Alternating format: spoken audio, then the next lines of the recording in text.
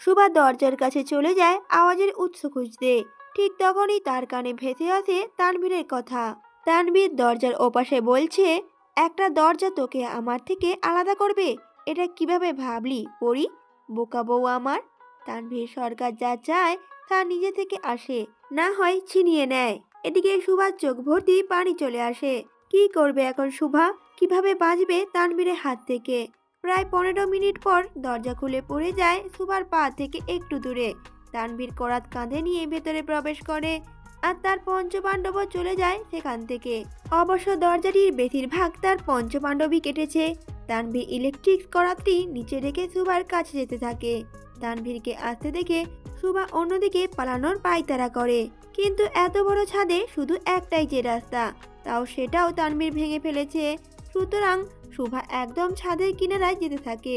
ঠিক তখনই তানভীর তাকে ধরে ফেলে আর খুব শক্ত করে সুভার কোমর জাপটে ধরে। সুভা নিজেকে ছাড়ানোর আপ্রাণ চেষ্টা চালিয়ে যায়, কিন্তু তানভীরের শক্তির কাছে পরাজিত হয় বারবার। তানভীর সুভাকে কোলে নিয়ে সোজা নিচে নামতে থাকে, উদ্দেশ্য তার ঘর। এদিকে সুভা বারবার চিৎকার করতে থাকে তানভীরকে নামানোর জন্য। বলে ওঠে সুভা, তানভীর, তানভীর নামান আমাকে, প্লিজ নামান। প্রতিউত্তরে তানভীর তো বলে ওঠে, সোজা বিছানায় পড়ি। সারা পথ সুভা অনেক লাফালাফি করতে থাকে, কিন্তু কোনো লাভই হয় না। যেখানে অন্ধকারে সুভা রাস্তাই খুঁজে পাচ্ছিল না, সেখানে তানভীর কত সুন্দর করে তাকে নিয়ে হেঁটে যাচ্ছে। রুমে এসেই তানভীর সুভাকে নামায় আর দরজাটা লক করে, সব জানালাগুলো লক করে ফেলে। সুভা এই সুযোগে আবার দরজার কাছে চলে যায়, কারণ এবার সুভা দরজার পিন নাম্বার জেনে গিয়েছে। কিন্তু পিন নাম্বার দেওয়ার আগেই তানভীর এক হাত দরজায় দিয়ে সুভার পিঠ ঘেঁষে দাঁড়ায়। এদিকে তানভীর এভাবে দাঁড়াতে তানভীরের নিঃশ্বাস সুভার কাঁধে আছড়ে পড়ে। ভয়ে নিঃশ্বাস ওঠানামা করতে থাকে সুভার। তানভীরের শীতল হাত সুভার কোমরে চলে যায়, চোখ বন্ধ করে ফেলে সুভা। সুভা বুঝতে পারে সে চাইলেও এখন তানভীরকে থামাতে পারবে না। শেষে এত ছুটোছুটি করেও কোনোই লাভ হলো না। দিন শেষে সুভাকে তানভীরের কাছে ধরা দিতেই হলো। এদিকে তানভীর সুভার কোমর জাপটে ধরে তার পিঠ নিজের বুকের সাথে লাগায়। আলতো করে সুভার কাঁধে চুলগুলো সরিয়ে গালে গলায় কাঁধে পরপর কিস করতে থাকে। এদিকে ভয়ে ঠান্ডা হয়ে যায় সুভার সর্বাঙ্গ। সুভা বারবার শুকনো ঢোক গিলতে থাকে। তানভীর সুভার কানের লতিতে কিস করে। তানভীরে গরম নিঃশ্বাস দিশেহারা করে তুলেছিল সুভাকে। সুভা ভেবেছিল তানভীরকে ডিভোর্স দেওয়ার ফলে সে আরো হয়তো তার মুখও দেখবে না, এতটা ঘৃণা করবে সুভাকে, আর কখনো তার মুখও দেখতে চাইবে না।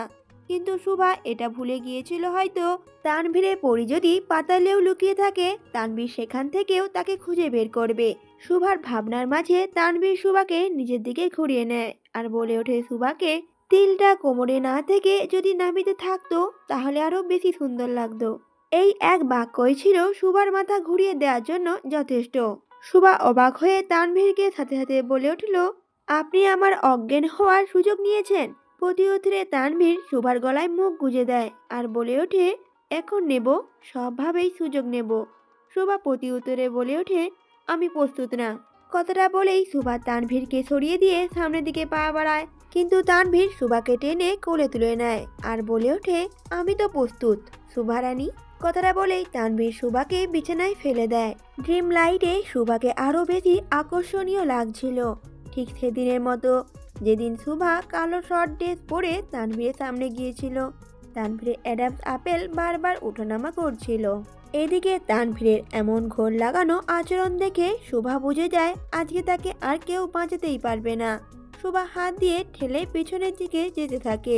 তানভীরও সুভার পা ধরে টান দিয়ে তাকে নিজের দিকে কাছে নিয়ে আসে, আর তারপরে তানভীর নিজের সমস্ত শরীরের ভার সুভার উপর ছেড়ে দেয়। সুভা দু হাত দিয়ে বারবার তানভীরকে ধাক্কা দিতে থাকে, কিন্তু কোনো লাভ হয় না। সুভা তখন তানভীরকে ডেকে ওঠে, তানভীর। পুরো কথা উচ্চারণ করার আগেই তানভীর সুভার ঠোঁটে ঠোঁট বসিয়ে দেয়। সুভা তানভীরের কান ঠেলতে থাকে, বারবার সরানোর চেষ্টা করে, কিন্তু তানভীরকে সরাতেই পারে না। এদিকে তানভীর এক হাতে সুভার দুটো হাত খুব শক্ত করে চেপে ধরে, আর আরেক হাতে সুভাকে ডেসপারেট স্পর্শ করতে থাকে। এভাবে 25 মিনিটের মতো চলতে থাকে সবকিছু। তারপর তানভীর সুভার ঠোঁট ছেড়ে দেয়, আর সুভা ছাড়া পেয়ে প্রচন্ড হাঁপাতে থাকে। তানভীর নিজের মুখ সুভার মুখের কাছে নিয়ে যায়। সুভাকে আর কোনো কথা বলার সুযোগ না দিয়ে তানভীর ডেসপারেট ভাবে সুভার পুরো শরীর কিস করতে থাকে।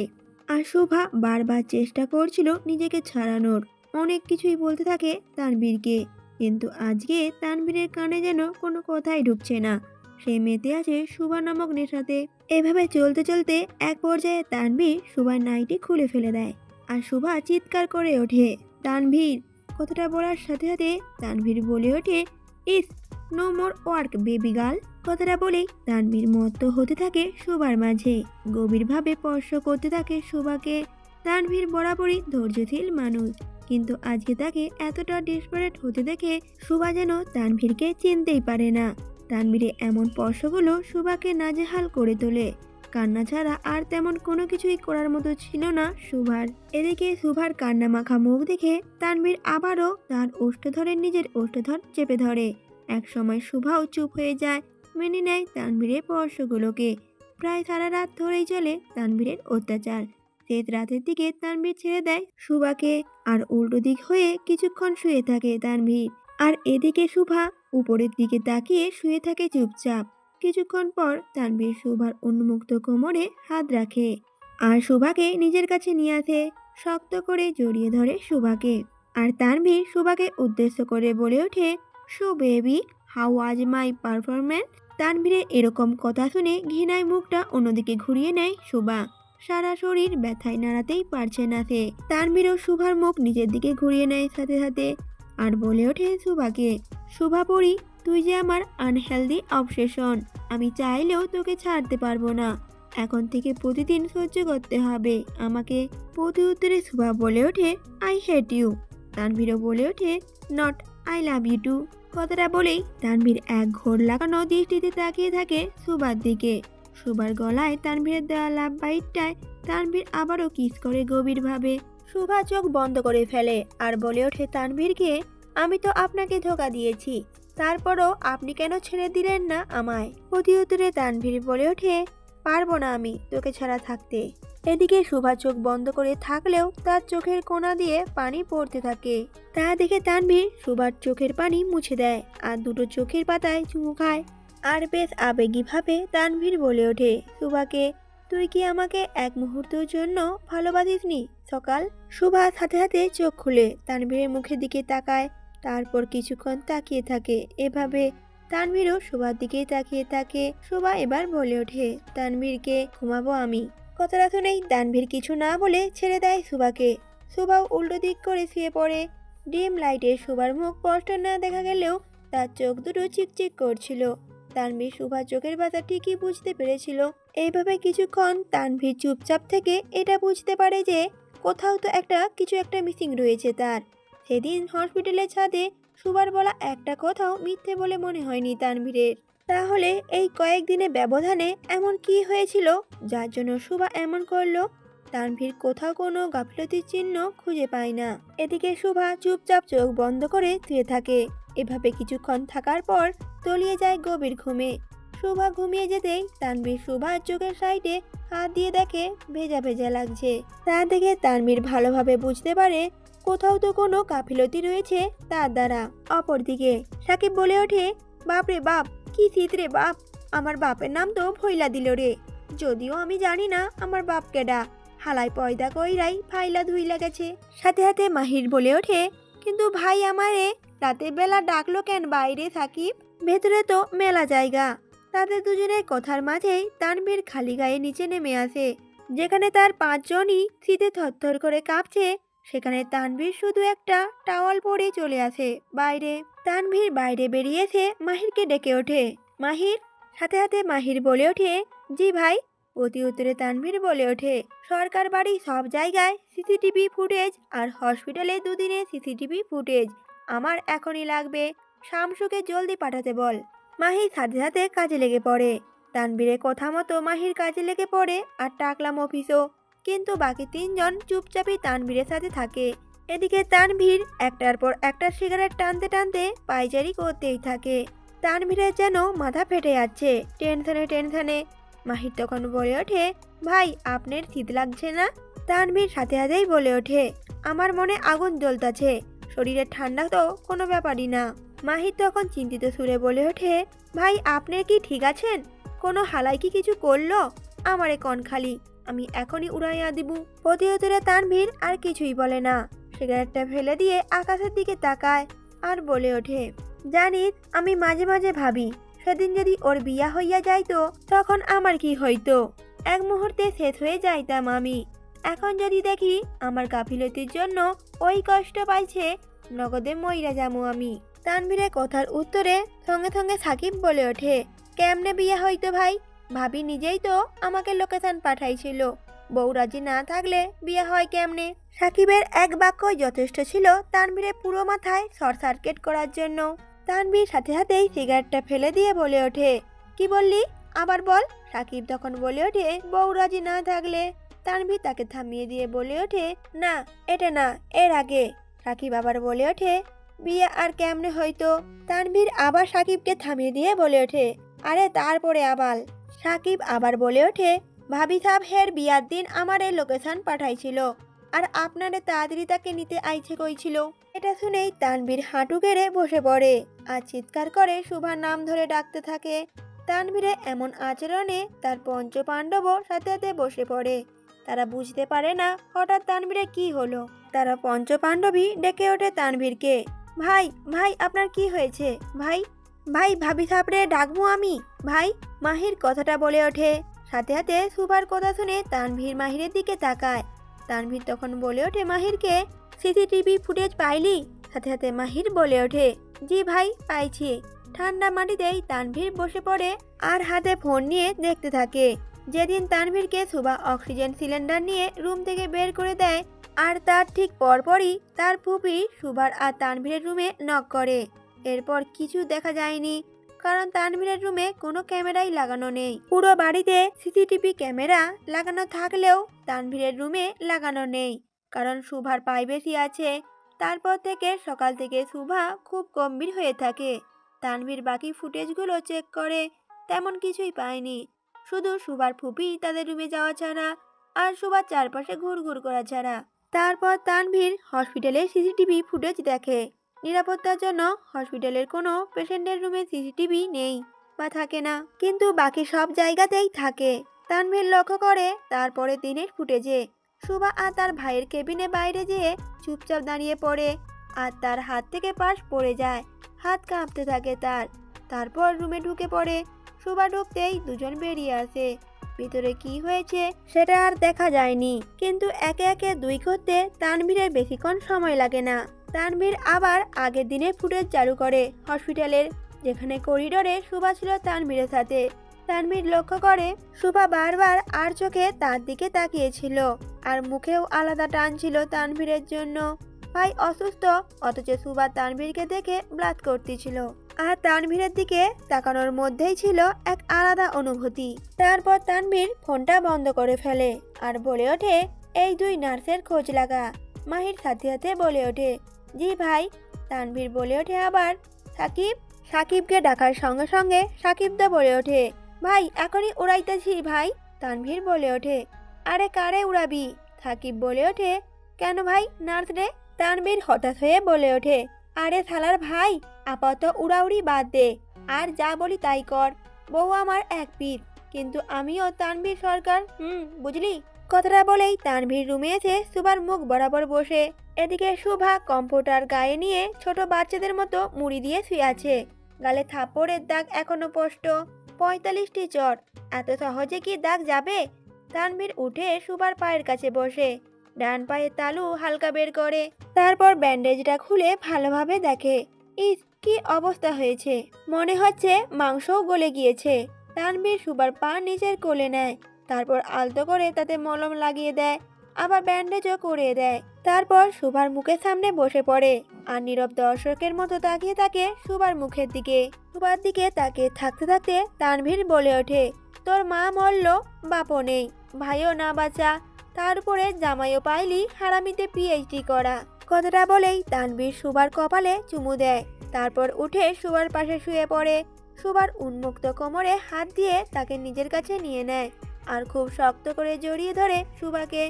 একটু নড়ে ওঠে সুভা, আবার ঘুমিয়ে তলিয়ে যায়। সুভা ঘুমিয়ে যেতে তানভীর বলে ওঠে, আমি খারাপ, খুব খারাপ, কিন্তু তোকে ছাড়া থাকতে পারবো না রে। সরি পরি, আর তারপরই তানভীর সুভাকে জড়িয়ে ধরেই ঘুমিয়ে পড়ে। তারও ঘুমের প্রয়োজন। এই ৪৫টি দিন সেও ঘুমায়নি ঠিক মতো। তানভীরও সুভাকে জড়িয়ে ধরে ঘুমিয়ে যায়। ঘড়ির কাঁটা বলছে তখনও সময় ১২টার কাছাকাছি। তানভীর সুভা এখনো গভীর ঘুমে। উন্মুক্ত শরীর একজন আরেকজনকে খুব শক্ত করে আলিঙ্গন করে ঘুমাচ্ছে। কাপড়ের কোনো লেশ নেই তাদের শরীরে। তানভীর থেকে থেকে সুভাকে আরো শক্তভাবে জড়িয়ে ধরছে।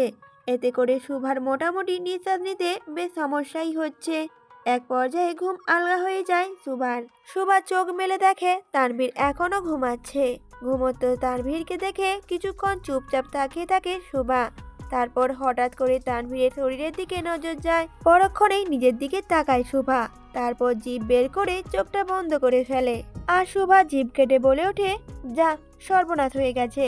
তানভীরের সাথে সাথে বলে ওঠে, আমারও। হঠাৎ তানভীরের কণ্ঠস্বর কানে আসতেই ভ্যাবাচেকা খেয়ে যায় সুভা। হুট করে চোখ খুলে ফেলে তানভীর। তানভীর চোখ খুলতেই সুভা কম্পটা দিয়ে নিজের মুখ ঢেকে ফেলে। তা দেখে তানভীর হেসে বলে ওঠে, প্রেমের এই খেলা খেলবো সারা বেলা, যদি তুই রাজি। পুরোটা তানভীরকে বলতে না দিয়ে শোভা বলে ওঠে, আই হেট ইউ। তানভীর সাথে সাথেই বলে ওঠে, আই লাভ ইউ টু। কথাটা বলতে বলতেই তানভীর কম্পিউটারের ভিতরে ঢুকে যায়। শোভা চোখ মুখ বন্ধ করে আছে। তানভীর শোভার উন্মুক্ত শরীরের উপর শুয়ে পড়ে। শোভা সাথে সাথে বলে ওঠে, অনেক ভারী আপনি। তানভীর বলে ওঠে, আর তুই জীবন্ত কঙ্কাল একটা। তানভীরের কথা শুনে শোভা কিছুটা কপাল কুঁচকায়। স্বামী তাদের বউদের অনেক কিছুই বলে থাকে, কিন্তু জীবন্ত কঙ্কাল কয়জন বলে। তানভীর উঠে শোভার শরীর থেকে কম্পিউটারটা ফেলে দেয় আর শোভাকে কোলে নিয়ে সোজা ওয়াশরুমে ঢুকে পড়ে। এদিকে বাথটবটা দেখে শোভার তানভীরের হিংস্রতার কথা মনে পড়ে যায়। চুপচাপ তাকিয়ে থাকে সেদিকে।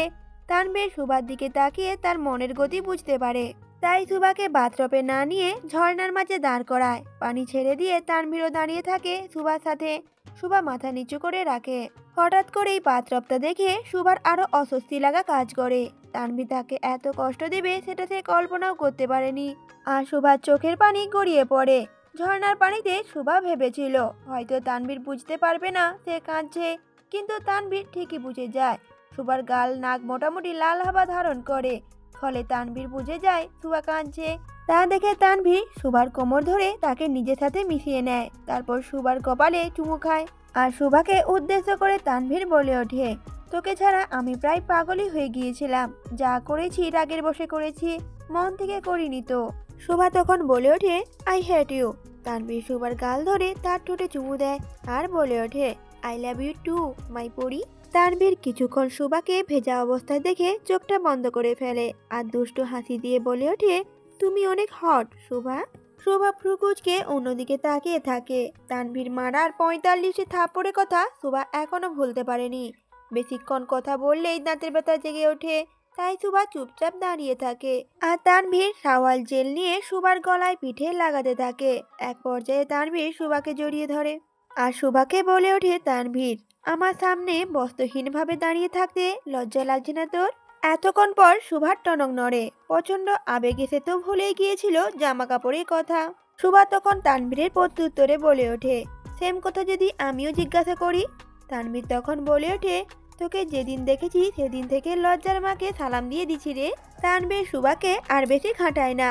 এমনিতেই কাল রাতে শোভার উপরে ঝড় চালিয়েছে তানভীর। এখন আরো বেশি কিছু বলা ঠিক হবে না। তানভীর একটা টাওয়াল নিয়ে শোভাকে পেঁচিয়ে দেয় আর নিজেও একটা টাওয়াল নিয়ে নিজের কোমরে পেঁচিয়ে নেয়। তানভীর তখন বলে ওঠে শোভাকে, তুই যা, আমি আসছি। তানভীর শোভাকে যেতে বলার সাথে সাথে শোভা সামনের দিকে একটু একটু করে পা বাড়িয়ে হাঁটতে থাকে, কিন্তু ঠিকভাবে হাঁটতে পারে না শোভা। তানভীর শোভার হাঁটার গতি দেখে নিজেকে শাবাশি দেয়। যাক, জীবনে সে একটা ভালো কাজ করেছে, বউকে হাঁটার মতো অবস্থায় রাখেনি। তানভীর নিজেই নিজের উপরে গর্ববোধ করে। পরক্ষণেই তানভীর শোভাকে কোলে তুলে নেয় আর রুমের দিকে যেতে থাকে।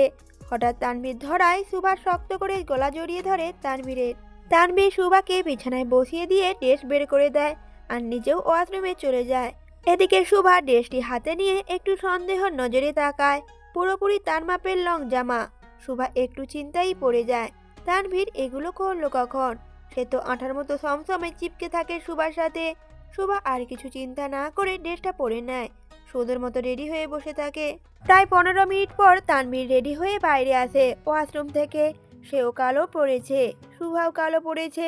সুভা তানভীরের দিকে দেখে আর সাথে সাথে নিজের চোখ অন্যদিকে ফিরিয়ে নেয়। বিষয়টি তানভীরও লক্ষ্য করে। তানভীর সুভার সামনে এসে সোজা সুভাকে কোলে তুলে নেয়, তারপর বাইরে হাঁটতে থাকে। কথা নেই বার্তা নেই, এভাবে হুটহাট সুভাকে কোলে তুলে নেওয়াতে সুভা বেশ বিরক্তই হয়। তানভীর সুভাকে নিয়ে সোজা ডাইনিং এ চলে যায়। সেখানে তার পঞ্চপাণ্ডব আগে থেকেই বসেছিল। সুভা তানভীর আসতেই তারা তাদের গুড মর্নিং জানায়, যদিও এখন দুপুর প্রায়, তবুও জানায়। তানভীর সুভাকে নিজের কোলে বসায়। সুভাকে কোলে নিয়ে বসাতে সাকিব নিজের কোলের দিকে তাকায় আর হাত দিয়ে নিজের হাঁটুর মালিশ করতে থাকে। বিষয়টি সকলেরই নজরে পড়ে। তখন সাকিব বলে ওঠে, আজকে একটা বউ থাকলে কোলে নিয়ে খাইতাম। সাকিবের কথায় সকলে হাসলেও সুভা বেশ লজ্জায় পড়ে যায়। মানিক তখন সাকিবকে বলে ওঠে, আজ অব্দি কামের বেডিও তোকে পাত্তা দেয় নাই, আর বউ। এভাবে সাকিব আর মানিকের বেশ তক্কই লেগে যায়। আবারও খাবার দাবার টেবিলে লেগে গিয়েছিল প্রায় ঝগড়া, কিন্তু তানভীরের চোখ এড়ানোতে দুজনেই শান্ত হয়ে যায়। তানভীর সুভাকে নিজের হাতে খাওয়ায়। পেটে খিদে থাকায় সুভাও বাধা দেয় না, বরং চুপচাপ খেয়ে নেয়। খাওয়ার এক ফাঁকে সুভা লক্ষ্য করে তানভীরের হাতে অনেক ছোট ছোট কাটা দাগ, তার মধ্যে একটা দাগ বেশ একটু গাঢ়। সুভা সাহস করে কিছু বলতেও পারছে না, আর কাটা দাগগুলো চোখও এড়াতে পারছে না। খাওয়া দাওয়া শেষে তানভীর আবারও সুভাকে কোলে নিয়ে রুমে চলে আসে আর কিছুক্ষণের জন্য বাইরে চলে যায়। তানভীর চলে গেলে সুভা চোখ বন্ধ করে ফেলে, খুব জোরে জোরে নিঃশ্বাস নিতে থাকে আর গাল বেয়ে চোখের পানি গড়িয়ে পড়তে থাকে। দরজায় পিন দেওয়ার আওয়াজ আসতেই সুভা চোখের পানি মুছে ফেলে আর স্বাভাবিকভাবে বসে থাকে। তানভীর এসে একদম সুভার পাশে বসে আর সুভাকে উদ্দেশ্য করে বলে ওঠে, এটা খেয়ে নে। সুভা সঙ্গে সঙ্গে বলে ওঠে, এটা কি? তানভীর তখন বলে ওঠে, যা ভাবছিস তাই, এবার খেয়ে নে। সুভা তানভীরকে কিছু জিজ্ঞাসা করে না। সুভা তানভীরের হাত থেকে মেডিসিনটা নিয়ে খেয়ে ফেলে আর চুপচাপ বসে থাকে। তানভীরও কিছু না বলে চুপচাপ সুভার পাশেই বসে থাকে। এভাবে কিছুক্ষণ দুজনের মধ্যে নীরবতা চলে। কিছুক্ষণ পর তানভীর বলে ওঠে, একটা কথার উত্তর দিবি সকাল? সাথে সাথে সুভা তানভীরের দিকে তাকায় এক জিজ্ঞাসু দৃষ্টিতে। তানভীর তখন বলে ওঠে, তোর বিয়ের দিন লোকেশন পাঠাইছিলি কেন সকাল? সুভা সাথে সাথে প্রত্যুত্তর করে ওঠে, বলে ওঠে, আপনার হাতে গুলি খেতে মন চাইছিল তাই। সুভার কথাটা শুনেই তানভীর সুভাকে নিজের কোলে বসায় আর গালে কিস করতে থাকে আর সুভাকে বলে ওঠে, ভালোবাসিস আমাকে ঠিক না? সুভা বলে ওঠে প্রত্যুত্তরে, না। তানভীর বলে ওঠে, মিথ্যা কথা একদম বলবি না। সুভা তখন আবার বলে ওঠে, না, আপনাকে আমি ভালোবাসি না। তানভীর প্রত্যুত্তরে আবার বলে ওঠে, তুই ভালোবাসিস আমাকে। সুভা বলে ওঠে, না। এভাবে চলতে থাকে কিছুক্ষণ। তানভীর সুভার গালে একটা করে চুমু দিতে থাকে আর তাকে একই প্রশ্ন বারবার জিজ্ঞেস করতে থাকে। সুভাও বারবার নিজের গাল মুছতে থাকে আর একইভাবে নানা করতে থাকে। এভাবে প্রায় 27টি চুমু খায় তানভীর সুভার গালে। সুভাও 27 বারই নিজের গাল মুছে ফেলে। তানভীর বুঝে যায় সুভা ভাঙবে, তবুও মচকাবে না। তারপর তানভীর সুভাকে কোলে নিয়ে নিচে নামতে থাকে। সুভাও তানভীরের গলা জড়িয়ে ধরে। দুজনের মুখে একটুও কথা নেই। তানভীর নিচে আসতেই তার পঞ্চপাণ্ডবও তার সাথে বেরিয়ে পড়ে, যেন আগে থেকেই তারা জানে তাদের গন্তব্যস্থান কোথায়। তানভীর এসেই সুভাকে নিয়ে সোজা তার জিপে বসে পড়ে। বিদেশেও যে তানভীরের জিপ আছে তাও তাদের 5 জনের মাপের, এটা দেখে সুভা একটু অবাকই হয়। তারা সবাই গাড়িতে উঠতেই সাকিব গাড়ি চালানো শুরু করে। সুভা লক্ষ্য করে লোকালয় থেকে তানভীরের ভিড়াটি একটু দূরেই। 10 মিনিট পর তানভীরের গাড়িটি থামে উঁচু পর্বত চূড়ার নিচে। তানভীর নেমে সুভাকে কোলে নিয়েই উপরে হাঁটতে থাকে। এদিকে তানভীরের পিছু পিছু তার পঞ্চপাণ্ডবও আসতে থাকে। তানভীর সুভাকে নিয়ে একদম উঁচু পাহাড়ে চলে যায় আর একটু শেষের দিকেই দাঁড় করায় সুভাকে। সুভা দাঁড়িয়ে পড়লে তানভীর তাকে বলে ওঠে, আমাদের বিয়ে হলো কিন্তু সংসার হলো না পরি। তানভীরের হঠাৎ এমন কথায় একটু বেশ অবাকই হয় সুভা। পরক্ষণেই সুভা লক্ষ্য করে তানভীর একটু একটু করে পিছিয়ে যাচ্ছে। তা দেখে সুভা বলে ওঠে তানভীরকে, আপনি পিছিয়ে যাচ্ছেন কেন? তানভীর সাথে সাথে বলে ওঠে, তোকে মুক্তি দিতে। সুভা অবাক হয়ে বলে ওঠে, মানে? তানভীর তখন পিছিয়ে যেতে যেতে বলতে থাকে, তোকে এ জন্মে না পাওয়ার আক্ষেপ আমার মিটবে না রে। সুভা তানভীরের পিছিয়ে যাওয়া দেখেই বুঝে যায় তানভীর এখন ঠিক কি করতে চাইছে। সুভা পিছনে তাকিয়ে দেখে তানভীরের পঞ্চপাণ্ডবও যে যার হাতে হাত দিয়ে দাঁড়িয়ে আছে। চুপচাপ সবাই তাদের দিকে তাকিয়ে আছে। তানভীরের ধারে কাছেও কেউ আসছে না। তা দেখে সুভা সামনের দিকে তাকিয়ে আবার বলে ওঠে তানভীরকে, আপনি পড়ে যাবেন তো তানভীর, সামনে আসুন। তানভীর তখন পিছিয়ে যেতে যেতে বলতে থাকে, পরে তো আমি অনেক দিন আগেই গেছি সকাল তোর প্রেমে। এখন জগৎ দুনিয়া আমার আর টানে না রে। তানভীরের কথা শুনে শুভা প্রচন্ড ভয় পেয়ে যায়। তখন বলে ওঠে তানভীরকে, প্লিজ না, আমার কথা শুনুন তানভীর।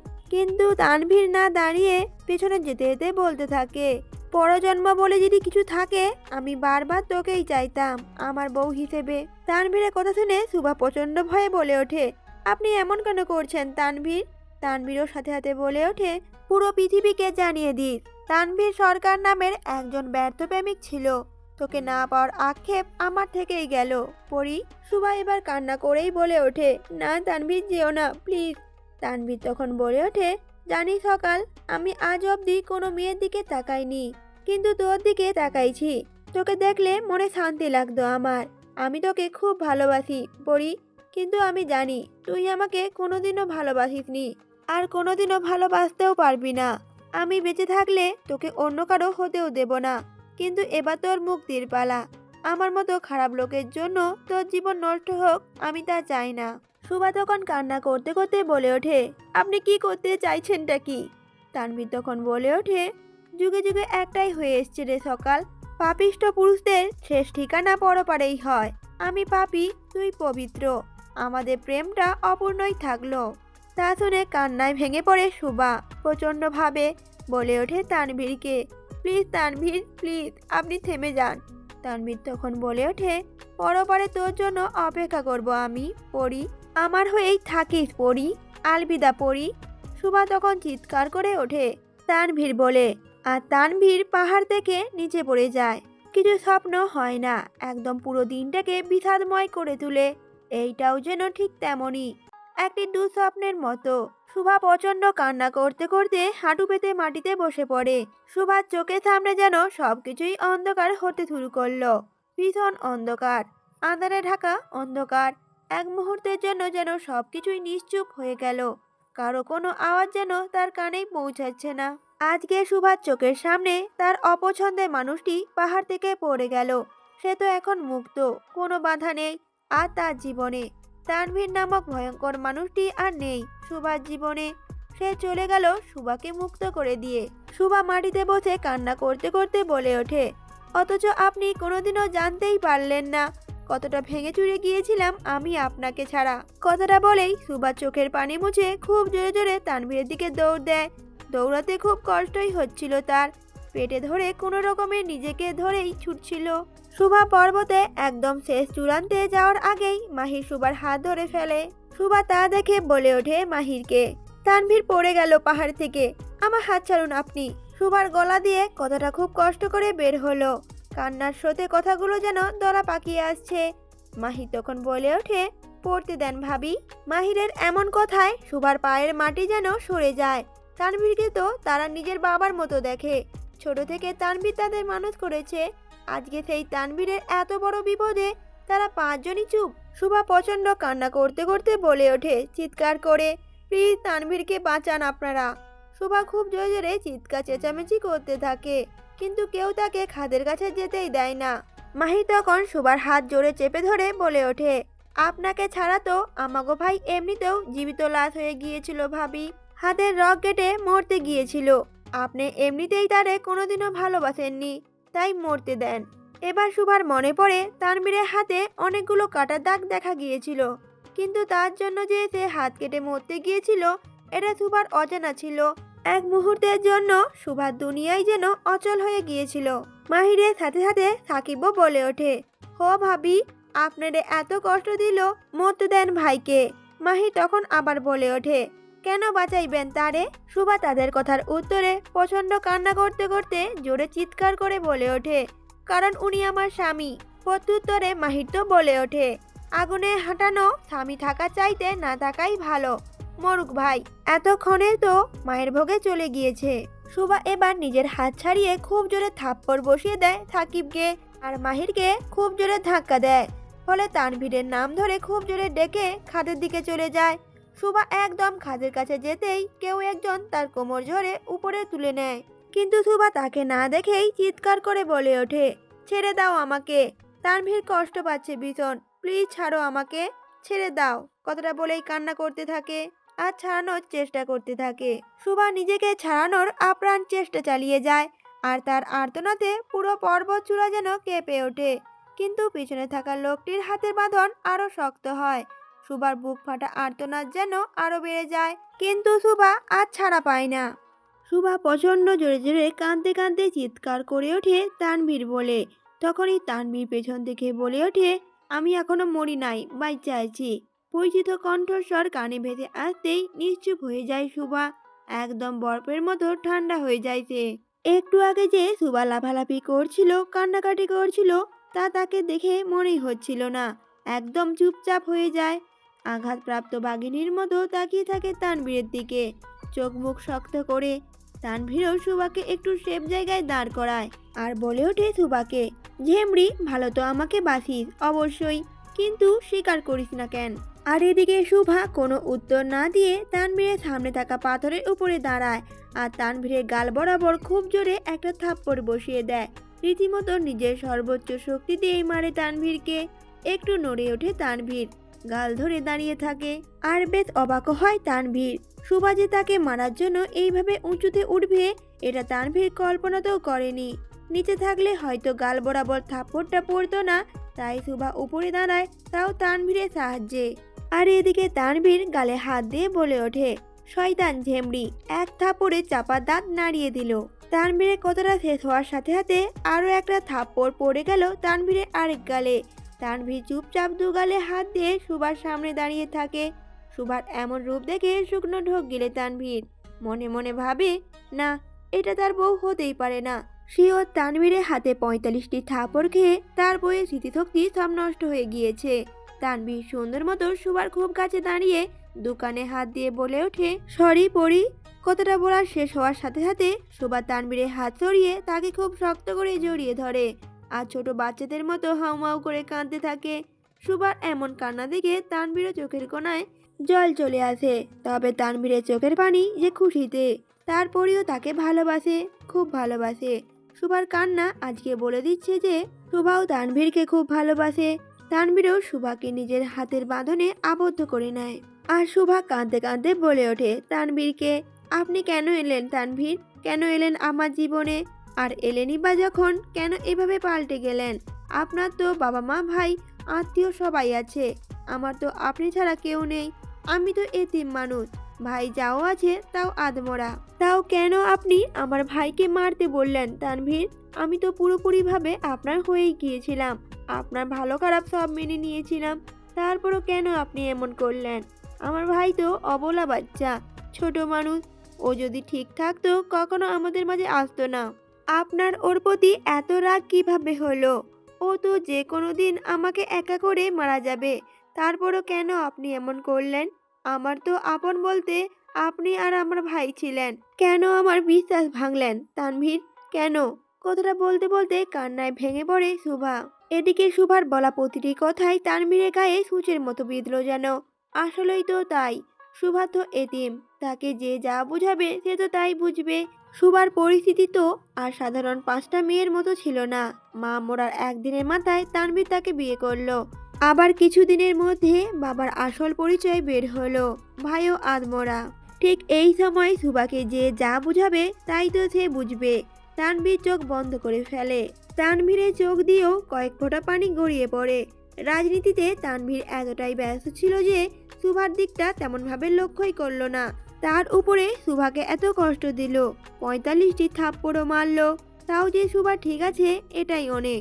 তানভীর সুভাকে বলে ওঠে, আমি তোর ভাইকে মারতে বলি নাই সকাল। সুভা ছেড়ে দেয় তানভীরকে আর খুব ঘৃণা দৃষ্টিতে তাকিয়ে থাকে তানভীরের দিকে। সুভা বলে ওঠে, আমি নিজের কানে আপনার ভয় শুনেছি। তা শুনে তানভীর পকেট থেকে ফোনটা বের করে সুভার সামনে ধরে, যেখানে তার ফুপি নিজের কুকর্ম স্বীকার করেছে। সুভার মাথায় যেন আকাশ ভেঙে পড়ে। তার মানে সুভার নিজের বাবা ও তারই আপনজনের হাতে শেষ হয়েছিল। কিন্তু এটা তো ছিল তার ফুপির আগের কুকর্ম। তার সাথে তানভীরের যে ভাইকে মারতে বলেছিল তার সম্পর্ক কি? সুভা প্রশ্নবোধক দৃষ্টিতে তাকায় তানভীরের দিকে। তখন তানভীর বলে ওঠে, আমি জানি তুই কি ভাবছিস। সেদিন রাতে তুই যে আমাকে বের করে দেওয়ার পর তোর ফুপি রুমে ঢুকে তোকে যে একটা ভয়েস শোনায়, সেটা এআই দিয়ে তৈরি ছিল। আর হসপিটালে সকালে গিয়ে যেই দুজন নার্সের কথা শুনেছিলি সেগুলোও নাটক ছিল। সুভা তখন প্রতি উত্তরে বলে ওঠে, আপনি যে মিথ্যা বলছেন না তার গ্যারেন্টি কি? সুভার কথার সাথে সাথে তানভীর একটা 4 মিনিটে আরেকটা ভিডিও অন করে, যেখানে দেখা যায় সেদিন হসপিটালে সুভা যাদের কথা শুনে থমকে গিয়েছিল আর তানভীরকে ভুল বুঝেছিল তারা আসলে সালমান হকের ভাতিজি। সুভা তাদের মাস্ক পরা অবস্থায় চিনতে পারেনি। সুভা ছলছল নয়নে তাকায় তানভীরের দিকে। সুভাকে তানভীরের দিকে তাকানো দেখে তানভীর বলে ওঠে, আমি খারাপ মানুষ এটা আমি জানি সকাল, কিন্তু তোর খারাপ হোক এটা আমি কখনোই চাই না। তোর ভাই আমারও ভাই, আর তুই এতিম না। আমি তোর অভিভাবক। যতদিন আমি জীবিত ততদিন তুই এতিম না। সুভা আর কোনো প্রত্যুত্তর করলো না। তানভীরকে সে এতটা ভুল বুঝলো। তানভীর তখন আবারও বলে ওঠে, আমার একটাই আফসোস পড়ি, তোর বিশ্বাস অর্জন করতে পারলাম না। ভালো থাকিস। কথাটা বলেই তানভীর সামনের দিকে পা বাড়ায়, তারপর আবারও পিছনে ফিরে তাকায়। আবার সুভার উদ্দেশ্যে বলে ওঠে, কিছু মানুষ সারা জীবন আমাদের ভাগ্যে থাকে, কিন্তু নসিবে নয়। সুভা তানভীরের কথার অর্থ বুঝতে পারে। এদিকে তানভীর নিজের কালো চশমা চোখে দিয়ে তার চিল্লের হাসি দিয়ে সামনে হেঁটে যেতে থাকে। আজকে তানভীরের হাঁটার গতি বলে দিচ্ছে তার পা খুবই অচল। ছেলে মানুষ সহজে কাঁদে না, কিন্তু তানভীর কেঁদেছে, সেটা সুভারও নজর এড়ায়নি। ঠিক 7 মিনিট ধরে তানভীর হেঁটে যাচ্ছে। তারপর তার হাতে হঠাৎ টান পড়ে। তানভীর নিজের হাতের দিকে তাকিয়ে দেখে সুভা চোখ ভর্তি পানি নিয়ে তার পিছনে হাত ধরে দাঁড়িয়ে আছে। তানভীর খুব আস্তে করে সুভার হাত ছাড়িয়ে আবার সামনের দিকে যেতে থাকে, আর সুভাও অনাথ শিশুর মতো তানভীরের পিছু পিছু হেঁটে যেতে থাকে। সুভা দুঃখী দুঃখী মুখ করে বলে ওঠে, তানভীর। তানভীর কোনো উত্তরই দেয় না, বরং হেঁটেই যেতে থাকে। আর সুভাও বারবার তানভীরের হাত ধরে যেতে থাকে আর তানভীরকে মানানোর চেষ্টা করে। বলে ওঠে, তানভীর প্লিজ, প্লিজ তানভীর, শোনো না প্লিজ তানভীর। কিন্তু তানভীর থামে না। তানভীর তখন বলে ওঠে সুভাকে, চলে যা পরি, তুই এখন মুক্ত। কিন্তু সুভা তো থামবার নয়, সে তো বারবার তানভীরকে অনুরোধ করে, প্লিজ তানভীর এভাবে বলো না, শোনো না তানভীর। সুভা তানভীরের পিছু পিছু যেতে থাকে তার নাম জপতে জপতে, কিন্তু তানভীরের কোনো প্রতিক্রিয়াই দেখা যায় না। এক পর্যায়ে সুভা কেঁদে ওঠে আর বলে ওঠে, I love you Tanvir, I love you so much. সুভার মুখে এই কথাটা শোনার পরে তানভীর একেবারে থেমে যায়। এরপর সুভার হাত ধরে টান দিয়ে তাকে বুকের সাথে জড়িয়ে নেয়। সুভা আবারও তানভীরকে বলে ওঠে, I love you Tanvir. Tanvir তখন প্রতি উত্তরে বলে ওঠে, আমি কি তোমাকে জোর করেছি? সুভা সাথে সাথে বলে ওঠে, না, আমি স্বেচ্ছায় আপনার প্রেমে পড়েছি। তানভীর আবারও পরীকে ডেকে ওঠে, পরী। সাথে সাথে সুভা বলে ওঠে, হুম। তানভীর বলে ওঠে, আই লাভ ইউ ইয়ার, তোকে অনেক ভালোবাসি আমি। তুই আমাকে ছেড়ে যাস না প্লিজ, বড্ড এলোমেলো হয়ে গিয়েছিলাম আমি। সুভা আরো শক্ত করে জড়িয়ে ধরে তানভীরকে। তানভীরও সুভাকে খুব শক্ত করে জড়িয়ে ধরে। তা দেখে দূর থেকে মাহির বলে ওঠে, নাটকে তানভীর ভাই যে সেরা রে। সুভা আর তানভীরের ব্যক্তিগত মুহূর্তে পঞ্চপাণ্ডব এসে হাজির হয়। তা দেখে তানভীর তো বিরক্তিতে বলে ওঠে, তোকে কি জন্মই হয়েছে আমার আর বইয়ের পিড়িতে বাধা দেওয়ার জন্য? তানভীরের কথা শুনে পঞ্চপাণ্ডব মিটিমিটি করে হাসতে থাকে, কিন্তু কিছু বলে না, কারণ আজকে খুশির দিন। তানভীর যে তাদের তল দেশের ছাল তুলবে না এটাও তারা জানে। সাকিব সুভাকে বলে ওঠে উদ্দেশ্য করে, ভাবি সাপ আপনি কইলাম আর যাইবার পারবেন না আমাকে ধুইয়া। সুভা সাথে সাথে মাথা নেড়ে সম্মতি দেয় আর সে যাবে না। তানভীর সাথে সাথে বলে ওঠে, গেলে আমার গোল্ডেন চাপাতি দিয়ে ওর মাথাটা আলাদা করব না, তাই ও যাবে না। তানভীরের কথা শেষ হওয়ার সাথে সাথে সুভা বলে ওঠে, আর আপনার হাত কেটে অন্য হাতে ধরিয়ে দেব। সুভার কাট কাট কথা শুনে তানভীর আর তার পঞ্চপাণ্ডব অবাক হয়ে তার দিকে তাকিয়ে থাকে। তা দেখে তানভীর সাথে সাথে বলে ওঠে, মাহির। মাহিরও বলে ওঠে, জি ভাই। তানভীর বলে ওঠে, বেশ অবাক হয়ে, খোঁজ লাগা এটা কার বউ? সুভা সহ সকলে খুব জোরে জোরে হেসে ওঠে তানভীরের কথা শুনে। আর তানভীর বলে ওঠে, আমার অমন শান্তশিষ্ট লেজবিশিষ্ট বউটা এমন ডাইনি ঈশ্বর কবে থেকে হলো রে? সুভাকে ডাইনি বলায় সুভা তানভীরের পায়ে খুব জোরে একটা পাড়া দেয়। তানভীরও লাফিয়ে ওঠে আর চিৎকার করে ওঠে। তানভীর তখন বলে ওঠে, কিছু কইলেই খালি মারে। তানভীরের কথায় আবারও সবাই হেসে ওঠে। তানভীর সরকার কোনো একজনের সামনের যে ভেজা বেড়াল সেটা সহজেই বোঝা গেল। তানভীর সুভার হাত ধরে হেঁটে সামনের দিকে যেতে থাকে আর তাদের পিছু পিছু পঞ্চপাণ্ডব আসতে থাকে। কিছুটা যাওয়ার পর সুভা বলে ওঠে তানভীরকে, সরি তানভীর। তানভীর সাথে সাথে বলে ওঠে, কেন লক্ষ্মীটি? প্রত্যুত্তরে শুভা বলে ওঠে, এই যে অলক্ষ্মীর মতো কাজ করে বসলাম। শুভার কথা শুনে তানভীর দাঁড়িয়ে পড়ে। সাথে সাথে শুভা ও পঞ্চপাণ্ডব দাঁড়িয়ে যায়। তানভীর রাগী দৃষ্টিতে পেছনের দিকে তাকায় আর বলে ওঠে শুভাকে, ধরতে গেলে সকাল তোমার আর আমার কোনো দোষই নাই, সব দোষ এই মির্জাফরদের। তানভীরের কথা শুনে পাঁচজনই হতভম্বের মতো তাকিয়ে থাকে তানভীরের দিকে। মাহির সাথে সাথেই বলে ওঠে, আমরা কি করলাম ভাই? তখন তানভীর বলে ওঠে, সেদিন যদি অক্সিজেনের আইডিয়া না দিতি তাহলে এই কুডনি ফুপুটা আমাদের মধ্যে আসতেই পারতো না, আর আমি বউহারা হতাম না। মাহির তখন সাথে সাথে বলে ওঠে, ভাই এই আইডিয়া তো সাকিবার ছিল, আপনি ওকে ধরেন। মাহিরের কথা শুনে তানভীর সাথে সাথে নিজের জামার হাতা উপরে ওঠাতে থাকে। যেই তাদের মারতে যাবে তখনই শুভা তানভীরের হাতটা ধরে ফেলে আর বলে ওঠে, খবরদার, আমার ছেলেদের গায়ে আপনি হাত দিবেন না। এদিকে পঞ্চপাণ্ডবকে নিজের ছেলে বলায় তাদের চোখে পানি চলে আসে, কারণ তারা পাঁচজনই ছিল এতিম। কেউ কখনো তাদের নিজের ছেলে বলে ডাকেনি। তানভীরই ছিল তাদের বাবার মতো। বয়সে তানভীর খুব বেশি বড় না হওয়ায় তারা সকলেও তাকে ভাই বলে ডাকতো। মাহি তখন আবেগী হয়ে চোখে জল নিয়ে চিৎকার করে বলে ওঠে, আম্মা বলে। পাঁচজনই হাত বাড়িয়ে অতি আবেগে শুভাকে জড়িয়ে ধরতে চায়। তানভীর তাদের মতিগতি বুঝতে পেরে সামনে দুহাত বাড়িয়ে দাঁড়িয়ে পড়ে আর তানভীর তার পঞ্চপাণ্ডবের উদ্দেশ্যে বলে ওঠে, করস কি ভাইরা, এটা আমার বউ। মাহিতে তখন আবেগী হয়ে বলে ওঠে, ভাই আপনি সরেন, এইটা আমাগো আম্মা। আম্মা বলে এগিয়ে আসলে তানভীর বলে ওঠে, আরে সর, এইটা আমার বউ। মাহির তখন বিরক্ত হয়েই বলে ওঠে, ভাই আপনি কইলাম ওইটা আমার মা, পয়লার মাঝে আইতে পারেন না। আম্মা বলে আবার এগিয়ে যায়। এভাবে তানভীর যতই তাদের সরিয়ে দেওয়ার চেষ্টা করে তারা ততই শুভার কাছে যাওয়ার জন্য চেষ্টা চালিয়ে যায়। সাকিব তো তখন বিরক্ত হয়েই বলে ওঠে, ভাই আপনার নিচে বম ফাটামু, সরেন কইতেছি। মা গো বলে আবার এগিয়ে যায়। তানভীর তখন চিৎকার করে বলে ওঠে, আরে এইটা আমার বউ। আর এই পঞ্চপাণ্ডবের কাণ্ড দেখে তানভীর খুব রেগে যায় তাদের অতি আবেগে। কিন্তু আজকে তানভীরের রাগা তাদেরকে দমিয়ে রাখতে পারে না। তাদেরকে আটকাতে না পেরে তানভীর একটা উপায় করে বলে ওঠে, আচ্ছা দাঁড়া দাঁড়া, আগে আমি ধরমু, তারপর তোরা ধরবি। সকলে একসাথে মাথা নাড়িয়ে হ্যাঁ বলে। তারপর তানভীর শুভাকে জড়িয়ে ধরে আর পঞ্চপাণ্ডব তানভীরকে। এভাবে তারা তাদের মাকে জড়িয়ে ধরে। কিছুক্ষণ পর সকলে এসে জিপের সামনে এসে দাঁড়ায়, যে যার মতো জায়গায় বসে পড়ে। আর শুভা নিজের ইচ্ছেতে তানভীরের কোলে উঠে বসে। সবাই বসে পড়লে সাকিব বলে ওঠে, ভাই এখন কই জামু? তানভীর সাথে সাথে বলে ওঠে, ডেন্টিস্টের কাছে চল। তানভীরের কথা শুনে সবাই অবাক হয়ে তানভীরের দিকে তাকিয়ে থাকে। তখন সাকিব বলে ওঠে, হঠাৎ ভাই? তানভীর শুভার দিকে তাকায় আর বলে ওঠে, এক থাপড়ে তোগো মা আমার চাপার দাঁত নাইরা দিছে। আর তানভীর নিজের গাল ধরে শুভার দিকে রাগের দৃষ্টিতে তাকিয়ে থাকে। শুভা ভ্রুকুচকে তাকায় তানভীরের দিকে। দেখে মনে হচ্ছে দুজন জনমের একে অপরের শত্রু। শুভা তখন হাসি মুখে সাকিবকে বলে ওঠে, বাবা সাকিব। সাকিব সাথে সাথে বলে ওঠে, যে আম্মা। শুভা বলে ওঠে, আপনার ভাইকে বলে দেন এখনো 43টা থাপ্পড় বাকি আছে।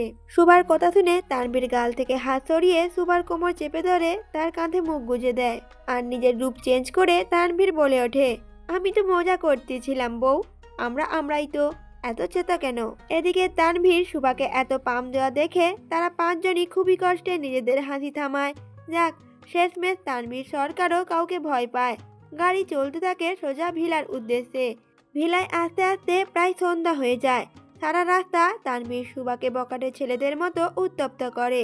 শুভা না পেরেছে কাউকে বলতে আর না পেরেছে তানভীরকে আটকাতে। শুভা এতক্ষণ বসে বসে শুধু বাসায় আসার জন্য অপেক্ষা করছিল। এদিকে থেকে থেকে তানভীর শুভার কোমরে চিমটি থেকে শুরু করে সুরসুরিয়ে দিতে থাকে। শুভা যতবারই তানভীরের হাত ছড়ায় তানভীর ততবারই শুভাকে আরো বিরক্ত করে। গাড়ি সোজা ভিলার ভিতরে এসে দাঁড়ায়। এক এক করে সবাই গাড়ি থেকে নেমে যায়। সবাই অপেক্ষা করতে থাকে শুভার নামার। শুভা মুচকি হাসি দিয়ে যেতে থাকে। শুভা মাঝে হাঁটতে থাকে আর তার চারপাশে পঞ্চপাণ্ডব। দেখে মনে হচ্ছে শুভা নির্বাচনের প্রচারে যাচ্ছে আর তার সাথে বাকিরা স্লোগান দিচ্ছে। কেউ তানভীরের জন্য দাঁড়ায় না। তানভীর হাত ভাঁজ করে দাঁড়িয়ে পড়ে আর দাঁড়িয়ে দাঁড়িয়ে তাদের কাণ্ড দেখে। তানভীর দাঁড়াতেই সকলে পিছনে ঘুরে তাকায়। সবাই তাকানোতে তানভীর বলে ওঠে, মাকে পেয়ে বাবাকে তো ভুলেই গেলি সবাই। সাকিব বলে ওঠে সাথে সাথে, সম্পর্ক বদলে গেল এক পলকে।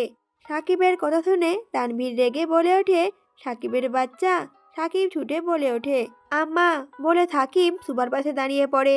তা দেখে সুবা বলে ওঠে, খবরদার সরকার সাহেব, আমার ছেলে থেকে দূরে থাকবেন। তানভীর তখন বলে ওঠে বিরক্ত হয়ে, সালার একটা জিন্দিগি আমার। বলেই তানভীর হনহনিয়ে ভিতরে চলে যায় আর বাকিরাও হাসতে থাকে। তানভীরকে রাগাতে পেরে সুবাও বেশ খুশি হয়।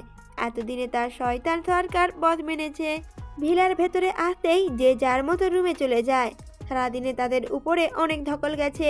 তানভীরের সাথে তাল মিলাতে যেয়ে আজকে সকলের বেশ টায়ার পাংচার হয়ে গিয়েছে বলা চলে। সকলের রুমে যেতেই সুবাও তাদের রুমে যেতে থাকে, কিন্তু সুবার রুমে যেতে হালকা ভয় কাজ করছিল। হুট করে তানভীরকে এসে এত জোরে দুটো চড় মারলো, আর তানভীরও কিছু বলল না। তা ভাবে সুবার মনে বেশ ভয় চলে আসে। তখন তো সবাই ছিল তানভীরকে জ্বালানোর জন্য, কিন্তু এখন তো সে একা। বেশ ভয়ে ভয়ে সুবার রুমের দরজা লক খুলে ভেতরে প্রবেশ করে।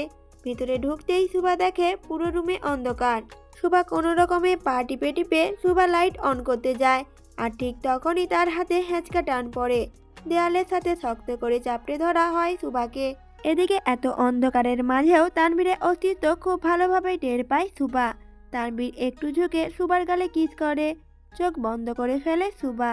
তারা দুজনেই একে অপরের নিঃশ্বাসটাই শুধু ভালোভাবে অনুভব করতে পারে। তানভীর আবারও সুবার অন্য গালে কিস করে। তানভীর থেমে সুবার দিকে তাকিয়ে থাকে। তানভীর সুবার দিকে তাকাতেই সুবা তানভীরের পায়ের উপরে ওঠে, তার গলা জড়িয়ে ধরে। খুব শক্ত করে জড়িয়ে ধরে সুবা তানভীরকে। এদিকে তানভীরও সুবাকে চাপড়ে ধরে।